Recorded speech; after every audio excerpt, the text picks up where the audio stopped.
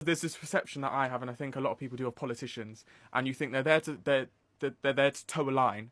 And I thought there was going to be a head-to-head, and I'm going to have to justify why it is this needs to change. Did you prep for it, though? Did you prep for that yeah. confrontation? I did, yeah. You put on a suit for the occasion? No, I didn't. I didn't put on a suit. I went exactly like how I normally would. I went in my tracksuit. I don't know how often people go into the Home Office wearing a tracksuit, but I said, at the end of the day, the reason I'm coming here is not based on what it is that I'm wearing, but what it is I'm here to say. Sounds like you're a man pondering... What? A career in politics? I don't know. It's been talk about that, you know. And when I was younger, I never thought I would get into politics. But since doing this work, I've been telling myself that sometimes, if you want change, you have to be the change. And I think I come from a different perspective than some other politicians or different backgrounds.